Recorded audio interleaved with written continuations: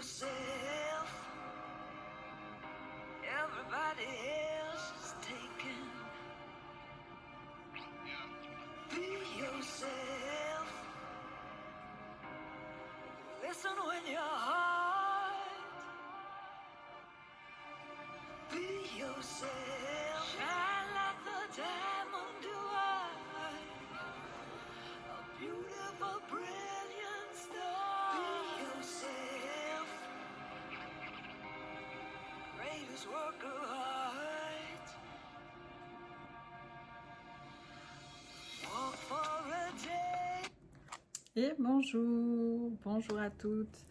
Je suis vraiment ravie d'être là avec vous aujourd'hui pour cette masterclass, ce jour 1 du défi des 3 jours pour transformer l'estime de soi. Aujourd'hui, nous allons parler des fondations de l'estime de soi, comprendre ce que c'est et comment l'évoluer surtout à l'intérieur de la situation actuelle, pas comment ça a été auparavant, ni comment ça pourrait être dans le futur, mais vraiment tel que c'est aujourd'hui.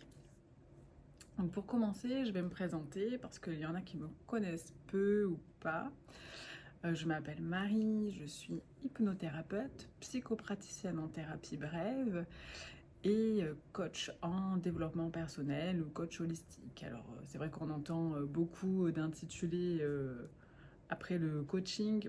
C'est difficile aujourd'hui de trouver quelqu'un qui soit vraiment formé, qui sache pratiquer les outils et toute la systémique qu'il y a autour de l'accompagnement en coaching. Enfin bref, c'est le parcours que j'ai suivi, le parcours de formation, et aussi c'est autour de ces outils que je vous accompagne, donc l'hypnose, la thérapie brève, le l'EFT, la programmation neurolinguistique, les thérapies brèves et le coaching. Je pratique également le Steel Bill, c'est l'EMDR amélioré, on appelle ça, donc c'est une technique de libération des traumatismes par les mouvements oculaires.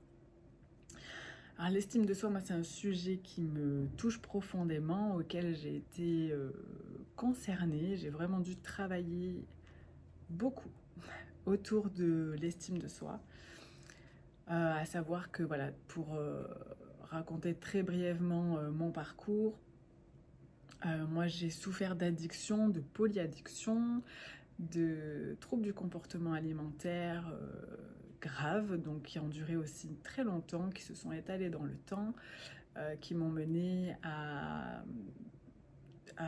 des tentatives de suicide.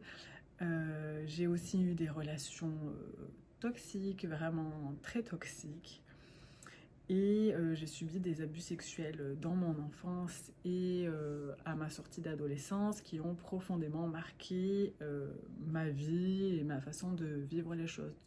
Savoir que toutes les expériences que l'on vit depuis notre enfance et même simplement de par nos éducateurs, nos parents, façonne un peu notre façon de percevoir le monde et le filtre à travers lequel on va voir les expériences qui se présentent à nous. Enfin bref, tout ça pour dire que l'estime de soi, c'est vraiment un sujet qui me touche vraiment et que à travers toutes les expériences que j'ai vécues, il me semblait fondamental de le partager, de partager les outils que moi j'ai mis en place, de quelle manière j'ai réussi à élever mon niveau d'estime de soi, comment est-ce que cela m'a changé, quels ont été les impacts, et de par les différentes formations que j'ai suivies et les expériences professionnelles que je fais cette fois à travers des accompagnements, me permettent de vous donner des outils qui peuvent vous aider, qui vont vous aider du moment où vous vous en saisissez réellement. Il n'y a rien de magique là-dedans, il n'y a pas du tout de formule magique, c'est un travail de développement personnel et c'est comme ça que ça s'appelle et c'est pas pour rien. Il s'agit de prendre conscience dans un premier temps, de se questionner, d'évaluer, de mettre en pratique et surtout de ne pas lâcher, quoi, de persévérer dans le fait de mettre en pratique parce qu'évidemment au début c'est difficile. Ça nous fait vraiment beaucoup changer les choses, même un tout petit peu, ça demande un peu, on fait face à des résistances. Mais finalement, une fois que on persévère, bah, ces résistances, elles se transforment en bénéfices et on se rend compte de tout ce que cela nous apporte. Et donc, on continue, etc., etc. Enfin bref. Aujourd'hui, nous allons parler des fondations de l'estime de soi. Et donc, nous allons voir ce qu'est l'estime de soi, donc quelle définition on y met. Et l'estime de soi, c'est la perception globale que nous avons de notre propre valeur. Elle se compose de notre jugement sur nous-mêmes et de l'attitude que nous avons envers notre propre personne, c'est-à-dire comment je me comporte avec moi. L'estime de soi, j'ai tendance à dire que c'est s'honorer, donc prendre soin de soi, se respecter, avoir un discours bienveillant envers soi-même, connaître ses limites et les faire respecter, et aussi voilà, vraiment tout ce discours intérieur. Est-ce que je me respecte? Est-ce que je me parle bien? Est-ce que je prends soin de moi? Est-ce que je m'honore? Donc voilà, prendre soin de soi, c'est vraiment je m'honore. Et est-ce que je connais mes limites et je les exprime aussi aux autres? Alors, l'estime de soi, c'est important parce que ça nous permet de naviguer dans la vie avec une attitude positive et constructive. Et elle influence aussi notre comportement et nos émotions dans nos interactions avec les autres. Il y a beaucoup de personnes qui me disent que au travail, par exemple, on vient tout le temps les solliciter pour faire du job supplémentaire, qu'on leur donne des tâches sans leur demander leur avis, etc. Et que c'est devenu une habitude qu'elles finissent tard le soir, beaucoup plus tard que leurs heures normales, et que c'est pas compté en heures supplémentaires, parce que c'est rentré dans les mœurs que c'est comme ça. En même temps, au début, on peut se dire, je prends mon poste, j'en fais un petit peu plus, je suis en formation, etc. Ok. Mais au bout d'un moment, c'est bon, la formation, elle est terminée, j'ai compris. Mais si moi, je dis jamais non, les autres, ils prennent pour acquis que c'est oui. Et il s'agit de aussi poser ses limites. Qu'est-ce qui est respectueux pour moi de faire? Parce que l'autre, que je lui dise oui ou que je lui dise non, il aura le même regard sur moi. C'est ce que je crois qui fait que je pose pas mes limites, parce que je crois que je vais être mal vue, parce que je crois qu'il va y avoir un conflit, parce que je crois que, etc. Mais en fait, il n'y a rien qui va changer. La seule chose qui va changer, c'est la manière dont je vais me sentir avec moi-même et la manière dont je vais aller au job en me disant c'est ok pour moi parce que je sais que là-bas je suis respectée, je sais que je suis en capacité d'échanger avec mes collègues, etc. Enfin, l'estime de soi, ça dépend aussi vraiment, ça donne une image de nous-mêmes à l'extérieur et les autres se servent de ces limites et de cette image qu'on leur envoie. Si j'ai une faible estime de moi, les autres le perçoivent, le sentent, et du coup, tout le monde n'est pas bienveillant, tout le monde a aussi son intérêt à profiter certainement de la situation, et donc les gens vont s'en servir. Mais si je laisse faire, je ne peux pas reprocher aux gens de s'en servir, parce que à qui est-ce que c'est jamais arrivé d'ailleurs de profiter de quelqu'un en disant je sais que cette personne elle va pas me dire non, donc je vais aller la voir plutôt qu'une autre. Ça nous est tout arrivé au moins une fois. Et les gens, ils font pareil avec vous. Ils font pareil avec ceux qui posent pas leurs limites. C'est presque normal, j'ai envie de dire. Même si, à l'intérieur de moi, je trouve pas ça normal. Hein. Mais si on fait le bilan de comment ça se passe, il y a des gens qui vont vous soutenir, mais il y en a aussi beaucoup qui vont profiter de ça, surtout dans le monde du travail, puisque c'était l'exemple donné. Donc bon, je vais vous donner des exemples d'une faible estime de soi et les conséquences sur la santé mentale. Dans un premier temps, c'est la dépression et l'anxiété. Les femmes ayant une faible estime de soi sont plus susceptibles de souffrir de dépression et d'anxiété, et elles peuvent se sentir constamment insuffisantes. Je ne suis pas assez.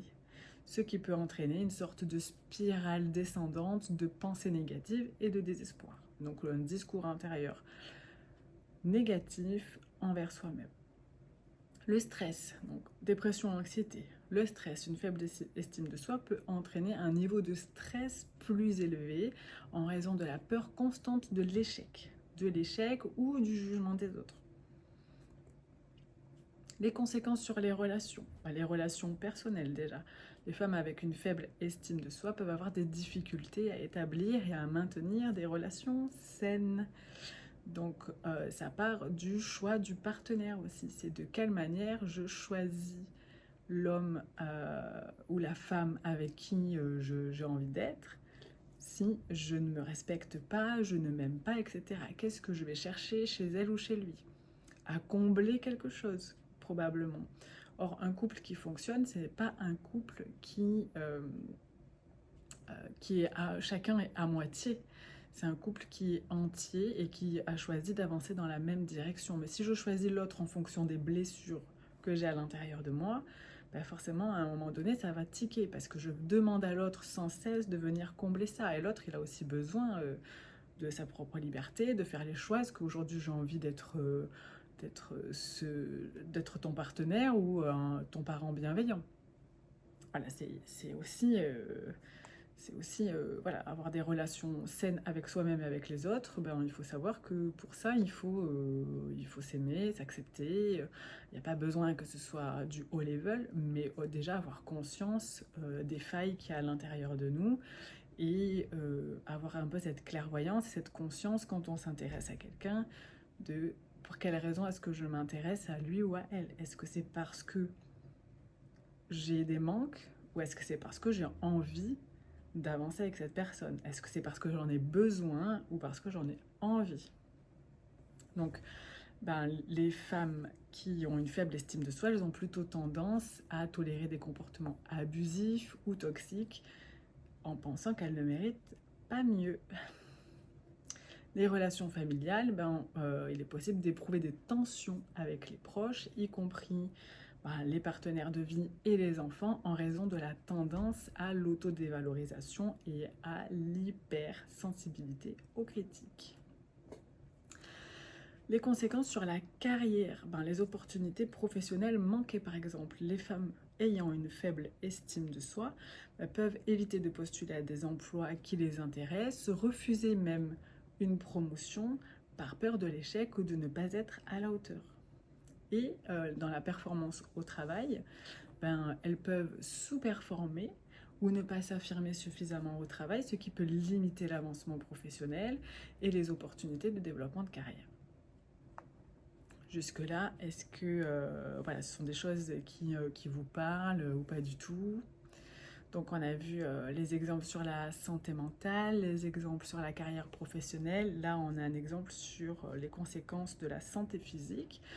Donc les problèmes de santé, le stress, l'anxiété associés à une faible estime de soi, ça peut entraîner des problèmes de santé physique comme les troubles du sommeil, les maux de tête, les problèmes de digestion et une diminution du système immunitaire.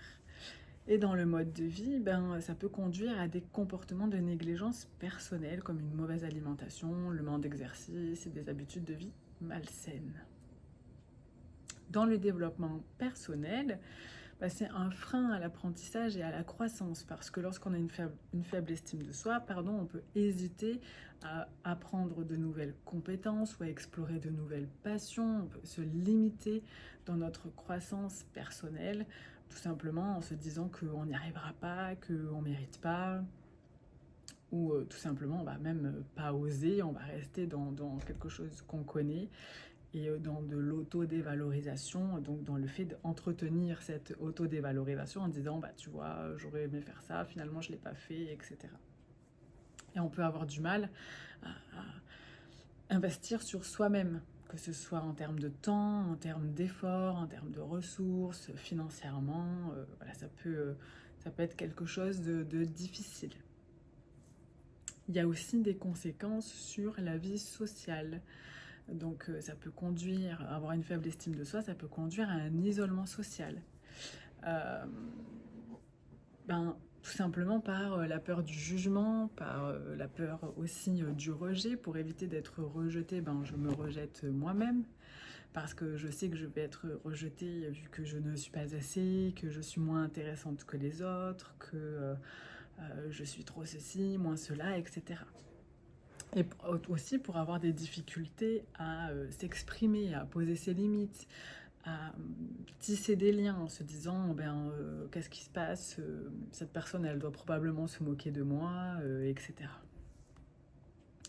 Donc on a vu qu'il y a quand même déjà pas mal de conséquences, hein, que ce soit sur les relations avec soi-même, les relations avec les autres, dans le monde du travail, dans le développement personnel et la croissance, sur la santé mentale et la santé physique, et donc aussi sur le bien-être émotionnel, à travers des émotions négatives.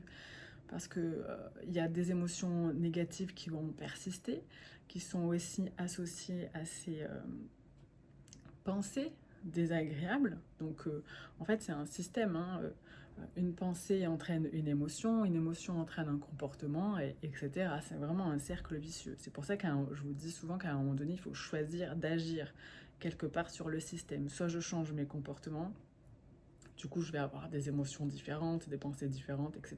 Soit je change mes pensées, mais en tout cas il faut que je travaille sur une de ces trois sphères.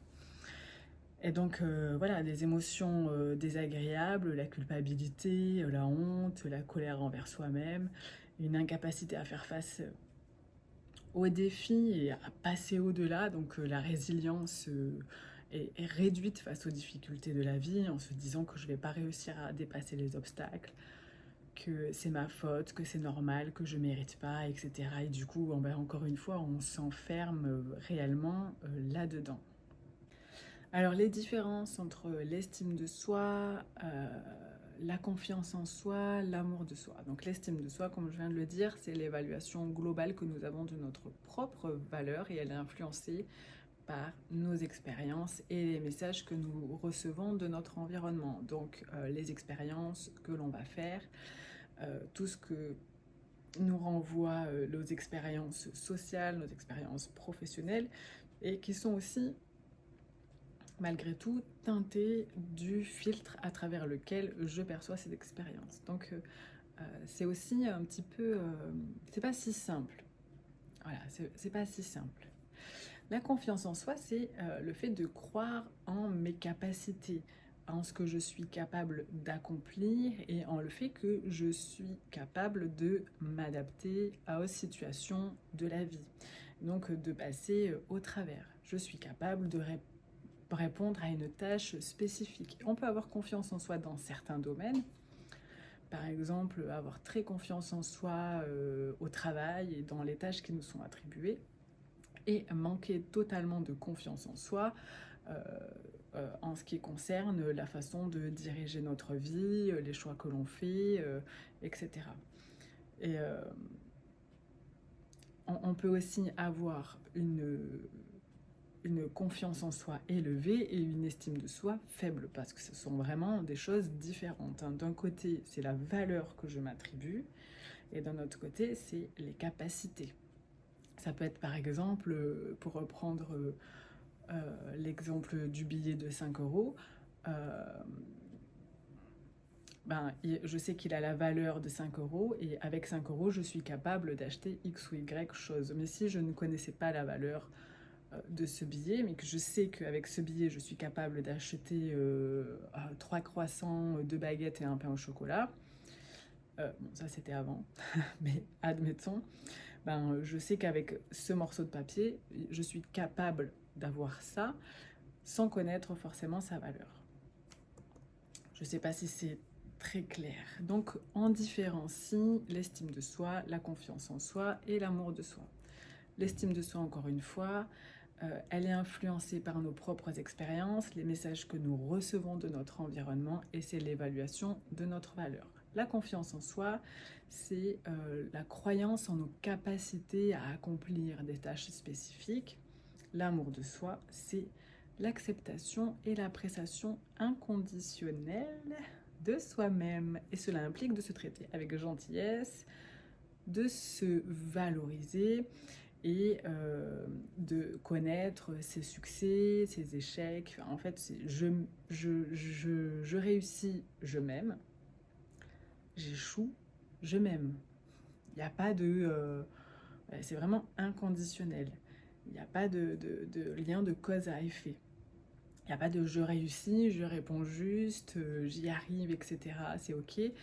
Par contre, dès que je me trompe, je fais face à une rupture, à un échec, etc. Ben là, du coup, non, je m'aime plus. Qu'est-ce que je peux vous dire? Les composantes de l'estime de soi, ben, c'est l'auto-perception, donc la façon dont je me perçois, l'auto-acceptation, m'accepter tel que je suis, inconditionnellement, et l'auto-respect. Je me respecte quoi qu'il arrive. L'auto-perception, c'est comment nous nous voyons nous-mêmes et ça inclut nos croyances, les croyances sur nos compétences, sur notre apparence, sur notre caractère. Et là, je fais un petit clin d'œil à 2 personnes sûres que je connais qui m'ont soulevé ces interrogations très récemment. Je dis 2 parce que c'est vraiment très récemment. Et c'est une perception aussi positive et réaliste de soi qui est essentielle pour avoir une bonne estime de soi.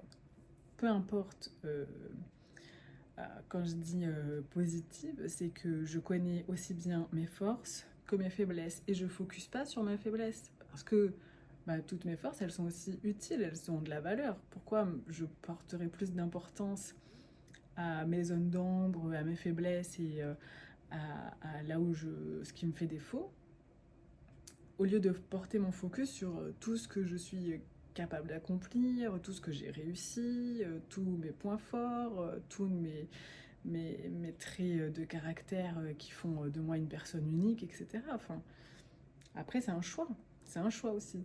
Il faut le choix, il faut le prendre consciemment. Qu'est-ce que je choisis de regarder? Tout ce qui va pas ou tout ce qui va?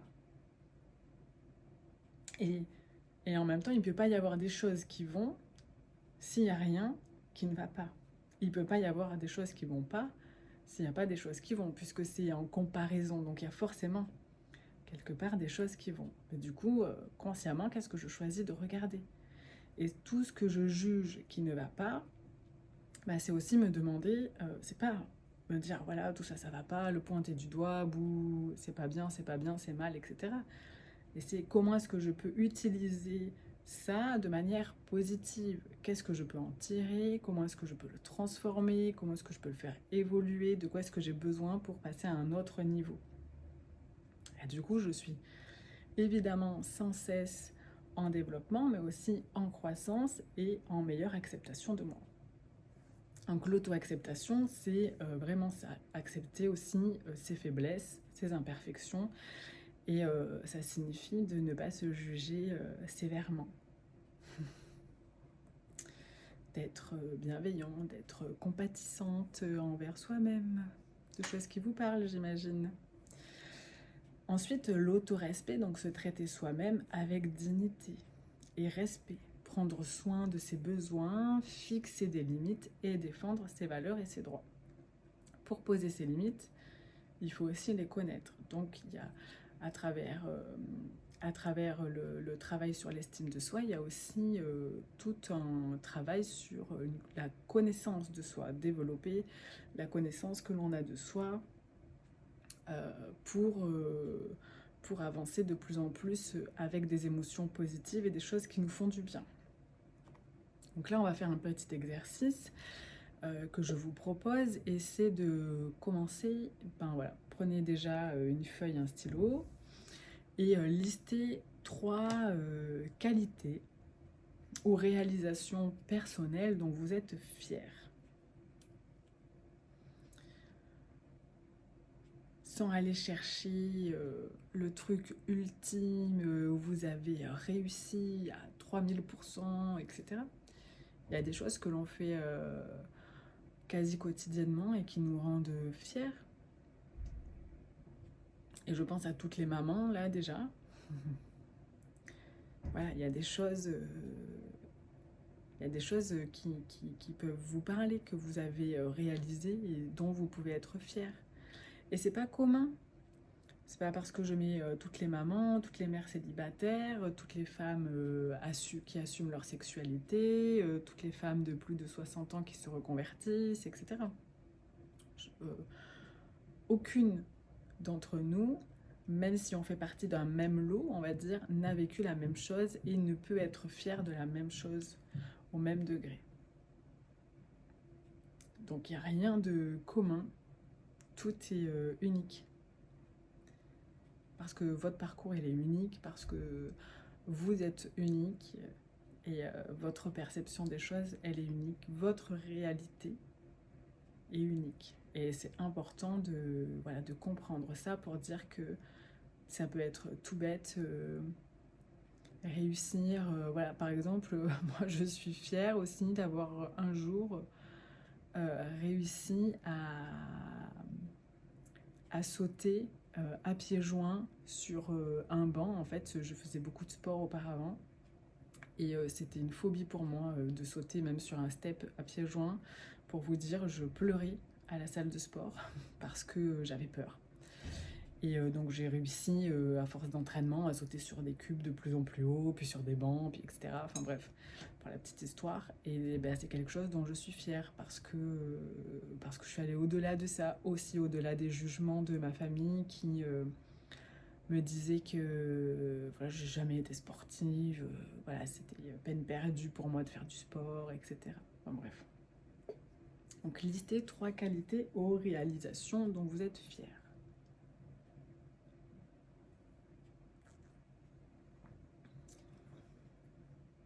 Ensuite, je vais vous inviter à mettre la vidéo sur pause pour faire l'exercice suivant.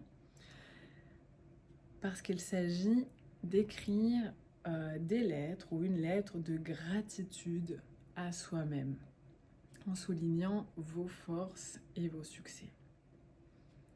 Écrire une lettre de gratitude. Par exemple, quelque part, je ressens beaucoup de gratitude envers moi-même parce que j'ai su faire preuve de persévérance malgré la manière dont je me sentais dans mon corps, dont je me sentais dans ma tête, malgré tout ce qu'il pouvait y avoir autour de moi. Et j'allais toujours au-delà pour passer le cap, pour voilà, me dire que je vais y arriver. Si quelqu'un d'autre autour de moi y arrive, je peux y arriver, je peux me servir de ça, comment cette personne elle a fait. Et donc j'ai vraiment des sentiments très positifs envers moi-même par le fait d'avoir persévéré et tout, même si des fois je baissais les bras, hein, mais de recommencer.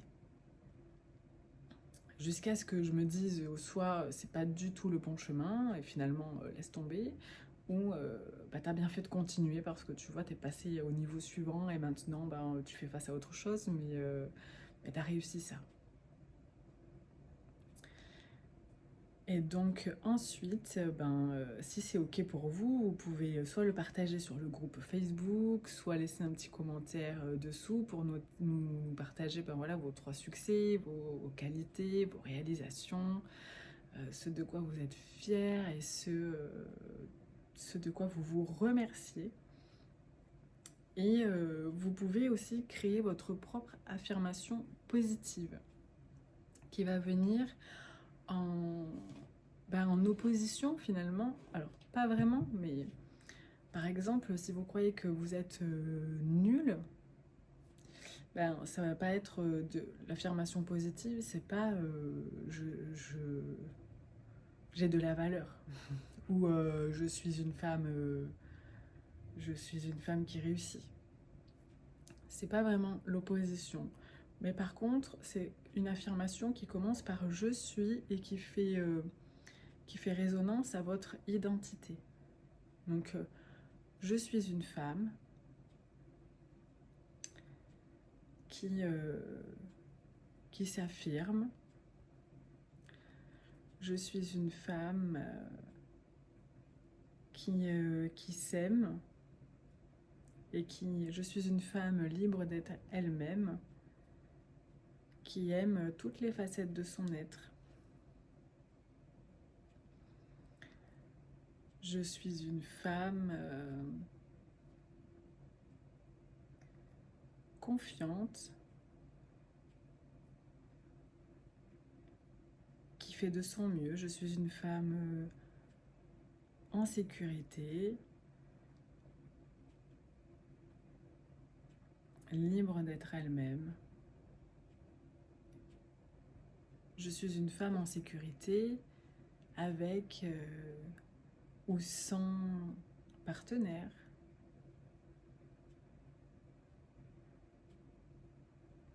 Je suis une femme libre et je suis une femme confiante.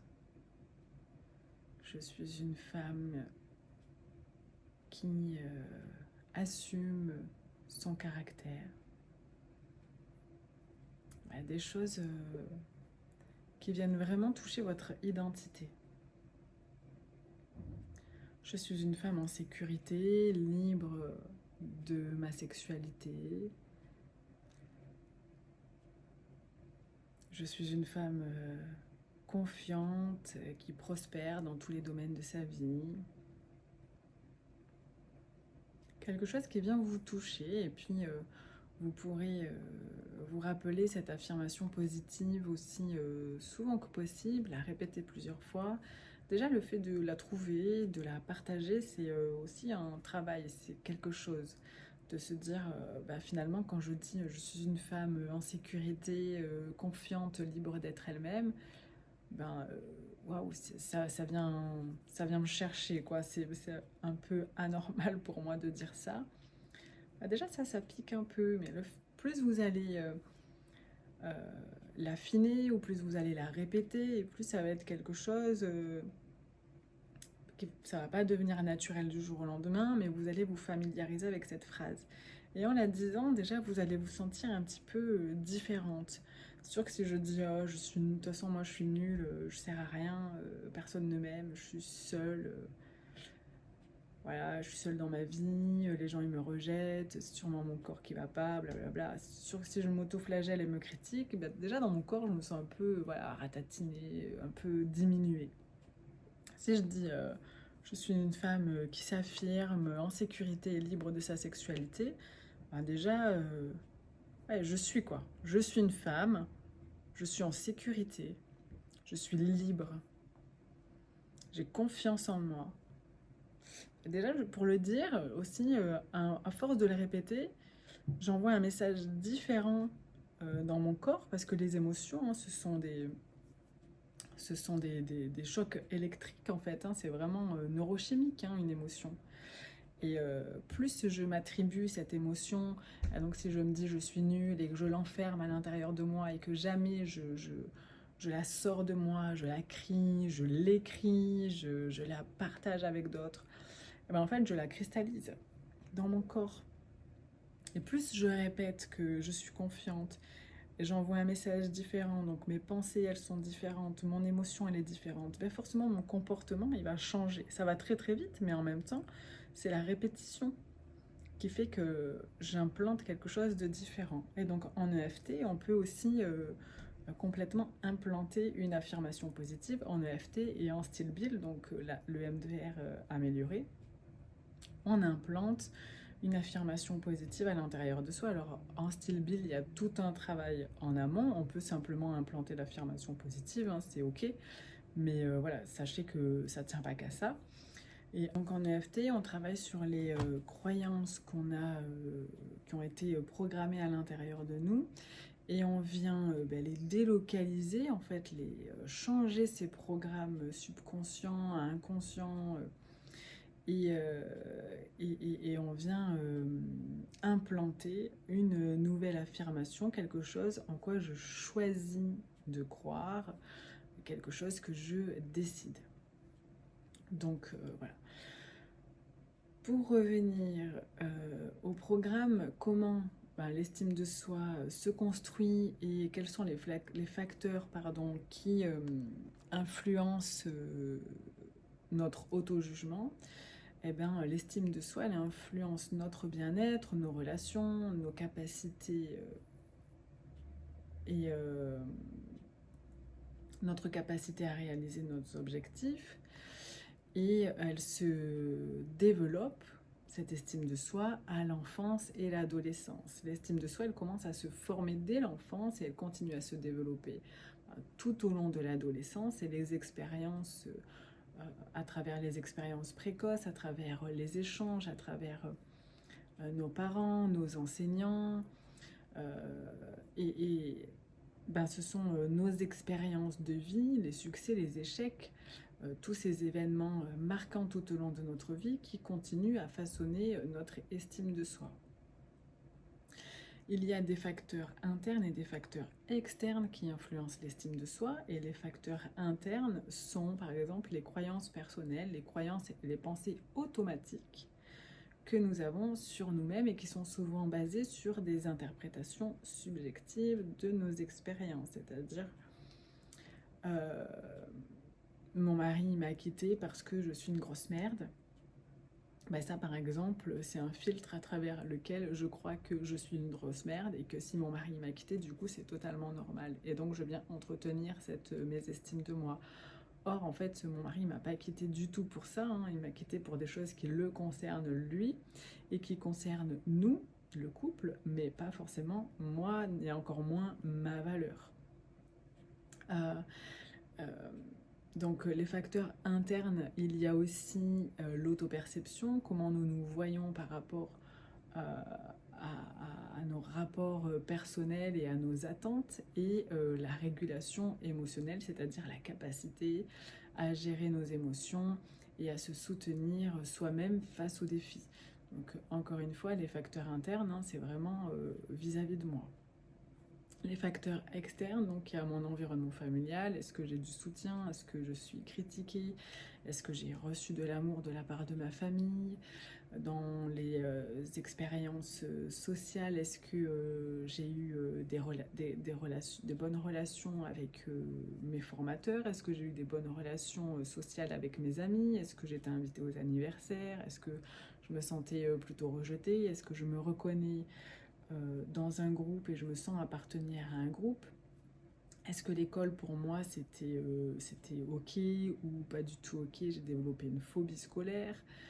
Il y a aussi dans tous les facteurs externes, et on y fait de plus en plus face, ce sont les médias et la société, les messages qui sont véhiculés à travers les médias, les normes sociales qui évoluent, ok, mais on revit sans cesse les mêmes choses chaque été, on revit sans cesse les mêmes choses à chaque sortie de Noël, sur comment les femmes elles doivent être. Alors on peut être partagé entre le body positive qui est un peu un excès et du coup voilà, je vais pas m'exprimer là-dessus, mais c'est à double tranchant. Est-ce que quelle est la place du corps dans la vie d'une femme? Moi je pense tout simplement qu'elle est dans comment est-ce qu'elle se sent bien avec elle-même, comment est-ce qu'elle se reconnaît dans ce qu'elle vit. Et aussi, prendre soin de son corps, c'est pas du tout se conformer à des attentes extérieures, à des clichés que l'on peut avoir sur le corps des femmes et à ce qu'on entend de X ou Y point de vue. Prendre soin de son corps, c'est s'alimenter en ayant conscience de comment on mange et en étant attentive à ses ressentis physiques. Quand je mange telle ou telle chose, comment est-ce que je me sens dans mon corps, qu'est-ce que ça m'apporte, quand je fais ou pas de l'exercice, qu'est-ce que ça me fait. Enfin, avoir un enfant, tout ça, ce sont des choses, voilà, des facteurs externes qui influencent l'estime de soi. Il y a aussi beaucoup, pour rester dans le même thème, la comparaison sociale. On se compare trop, beaucoup trop souvent aux autres et ça nous affecte. Ça peut que nous affecter parce que on n'est pas dans la vie de l'autre, on ne sait pas ce qu'il a traversé. Et quand on se compare, généralement c'est soit pour se mettre en avant, se faire mousser, donc c'est pas super... c'est pas très bienveillant pour la personne à qui on se compare, c'est pas très éthique envers nous-mêmes parce que finalement, quelle est la place de notre valeur si on choisit de se comparer avec quelqu'un qui est très différent de nous ou qui n'a pas du tout commencé la vie de la même manière que nous. Et En même temps, quand on veut se comparer à quelqu'un pour dire bah tu vois, lui il a réussi, pour elle tout est facile, elle a une vie de famille, elle a un couple, elle a nani, elle a nana, mais en fait on ne sait pas ce qu'elle a traversé elle aussi. On ne sait pas comment est-ce qu'elle en est arrivée là. De l'extérieur, on croit que ça a été facile pour elle. Et de ce qu'elle nous dit, peut-être à nous, elle ne nous montre pas les difficultés qu'elle a traversées. Mais c'est difficile pour tout le monde, ça c'est une certitude. Il y en a qui le vivent mieux que d'autres, il y en a qui ont une plus grande résilience émotionnelle, il y en a qui font face aux défis différemment, il y en a qui commencent ce travail plus tôt, il y en a qui se font accompagner plus tôt, etc. Dans tous les cas, toutes, on traverse des étapes et des périodes difficiles et on se bat quelque part pour avoir la place que l'on a, on fait des efforts pour conserver notre couple, pour prendre soin de notre santé. Et la vie que l'on mène, elle dépend aussi des valeurs que l'on a et de comment est-ce on a avancé, on a traité aussi ses blessures. Et moi, j'ai pas de regard. Alors, je peux pas dire ce que j'évalue être mieux ou moins bien qu'un autre, mais je pense qu'il y a un moment, il faut aussi prendre conscience de qu'est-ce que je fournis, qu'est-ce que je veux, voilà. Apprendre à se connaître vraiment pour avancer plus paisiblement et faire des meilleurs choix. C'est vraiment aussi en termes de choix, faire des meilleurs choix. J'arrête de me mettre dans des situations d'échec et je reconnais quand j'y suis. Je reconnais quand je m'y remets et je reconnais quand j'y suis. Donc comment est-ce que se crée ce regard jugement sur nous-mêmes? Aussi par des retours d'informations. Des choses que l'on reçoit des autres. Est-ce qu'on reçoit beaucoup de critiques? Est-ce qu'au contraire, on est encouragé? Tout ça, ça renforce ou ça affaiblit notre estime de soi. Et il y a aussi dans tout ça la manière dont je perçois les critiques et les encouragements. Parce qu'il faut savoir que tout le monde n'a pas autour de nous cette capacité à communiquer de façon bienveillante. Et parfois, une critique de X ou Y personne peut vouloir dire, peut cacher un besoin. Par exemple, nos parents, souvent, ils vont peut-être nous critiquer, mais parce que derrière, ce qu'ils aimeraient, c'est que, par exemple, on fasse attention à notre santé s'ils viennent à critiquer notre physique. Ou s'ils viennent à critiquer notre caractère, c'est parce qu'ils se disent que si on s'améliore de ce côté-là, pour eux, ça serait plus sécurisant si on avait des relations sociales plus importantes ou si on était plus ouverte aux autres, etc. En fait, voilà, il faut aussi réussir à faire la part des choses et ça, c'est pas toujours facile. Et encore une fois, ça demande du travail sur soi. Et donc, il y a des feedbacks, donc des retours d'informations qui sont constructifs et qui peuvent nous aider à améliorer l'estime de soi. Il y en a d'autres qui sont destructeurs, destructifs, comme les critiques négatives et qui, elles, viennent du coup diminuer notre estime de soi. On peut aussi clairement le dire, hein, lorsque quelqu'un de notre entourage proche nous fait des remarques et que ça ne nous aide pas. C'est aussi ça, se responsabiliser et être actrice ou architecte de son travail perso. C'est de dire, écoute là, la mamie, tata, tonton, ce que tu veux. Les critiques de ce genre, tu te les gardes parce que moi, ça me fait du mal. Alors peut-être que je suis trop sensible, etc. Mais je te le dis, des critiques comme ça, tu te les gardes parce qu'à force, je viendrai plus. Ou je t'écouterai plus. Ou ce que tu fais, ça me fait du mal. Et l'autre, après, le fait consciemment, encore une fois. Du coup, à partir du moment où j'ai verbalisé à l'autre, l'autre, il est conscient de l'effet que ça me fait. Et s'il continue à le faire de la même manière, c'est qu'effectivement, son but, il est plutôt de me faire du mal. Mais je peux aussi le dire, rajouter que s'il y a un message derrière le fait que tu trouves que j'ai grossi, derrière le fait que tu trouves que j'ai un caractère de cochon, etc., dis-moi ce qu'il y a derrière. Aide-moi à améliorer ça. Encourage-moi. Voilà, des choses de ce genre. Le regard sur nous-mêmes, il se crée aussi à travers le dialogue intérieur, donc la façon dont nous nous parlons à nous-mêmes. Ça influence énormément notre estime de soi parce que du coup, on est constamment avec nous-mêmes, que l'on soit seul ou avec les autres, on vit à travers nous et que cette espèce de roue, de dialogue intérieur incessant, s'il est désagréable envers nous-mêmes, s'il est négatif, forcément je vais me sentir mal. Je ne peux pas me sentir bien si toute la journée je me dis oh t'es nul, oh tu vois t'as pas réussi, oh mais t'es vraiment trop conne, après qu'est-ce que t'es moche quand tu t'habilles comme ça, oh là là t'as vu ta tête au réveil, bon là c'est bon, j'ai compris. D'ailleurs mettez-vous dans cette position où vous arrivez au boulot, où vous sortez de votre chambre et vous croisez votre mari, vos enfants, votre chéri, etc. Et vous lui dites direct ah, qu'est-ce que t'es moche au réveil, t'es vraiment nul, hein. Oh là là, t'es moche, t'es grosse, t'es gros, t'es. Enfin, imaginez dans quel état vous allez mettre l'autre.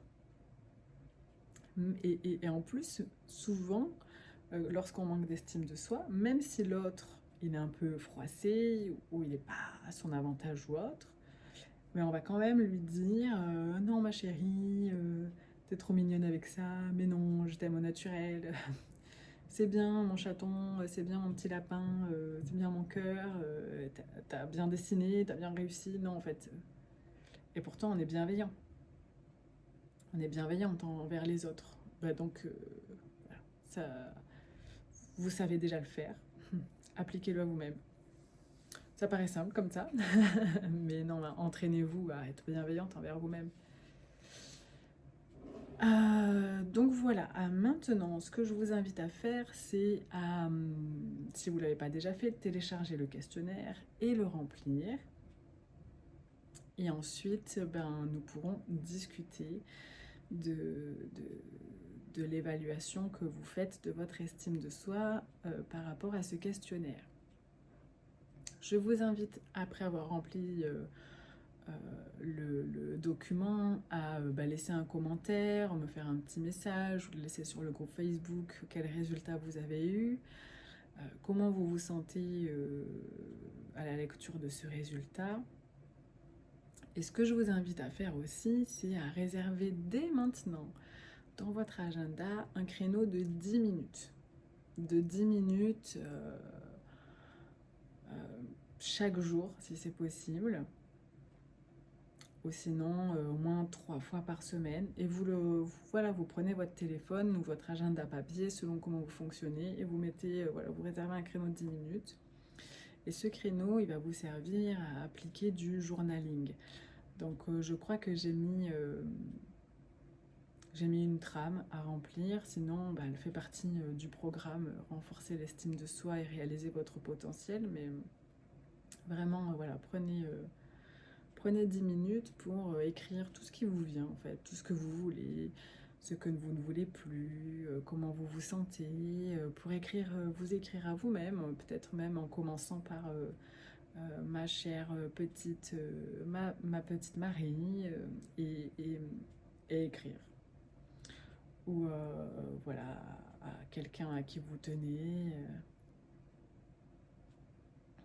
Donc le journaling, c'est vraiment, ça a vraiment plusieurs bienfaits sur la santé mentale, la santé physique, la réduction du stress. Ça aide à clarifier ses pensées, ses sentiments, à avoir une meilleure compréhension de soi. Ça stimule la réflexion. Ça permet de développer la créativité, de prendre du recul sur certains problèmes, d'avoir un suivi au niveau de ses objectifs. Pour finir, rejoignez le groupe Facebook et partagez vos réflexions, vos prises de conscience, vos questionnements, etc. Sentez-vous libre de partager sur ce groupe qui est privé, sans jugement, simplement entre nous. En ce qui concerne le programme Renforcer l'estime de soi et réaliser votre potentiel, il y a 4 entretiens individuels, donc avec moi, de coaching ou de thérapie en fonction de là où vous en êtes, de votre situation et des potentiels blocages et croyances à travailler. Il y a de nombreuses ressources, un e-book complet pour apprendre à vous connaître, plusieurs audios de méditation, d'hypnose, des vidéos, donc des supports variés. Vous pouvez tout télécharger, tout est assez facile sur la plateforme avec beaucoup de contenu sur l'estime de soi, du contenu différent de celui que je viens de vous proposer, de nombreuses clés aussi. Et donc, associé aux entretiens individuels, vraiment, ça permet de poser des bases solides et d'avancer toujours à votre rythme, tout en gardant quand même un certain élan, puisque le programme s'étale de 4 à 6 semaines maximum en fonction de votre emploi du temps. Vous bénéficiez d'une remise si vous avez téléchargé et participé, surtout pour toutes celles qui sont présentes aujourd'hui au masterclass et au défi des 3 jours. Voilà, n'hésitez pas à me faire des messages, à me questionner et à laisser vos commentaires sous cette vidéo. Je vous souhaite de passer une bonne suite de journée ou nuit, tout dépend de là où vous vous situez, de où vous en êtes, de votre rythme. Je vous dis à bientôt et je vous remercie vraiment beaucoup de votre présence et d'avoir suivi cette vidéo avec moi.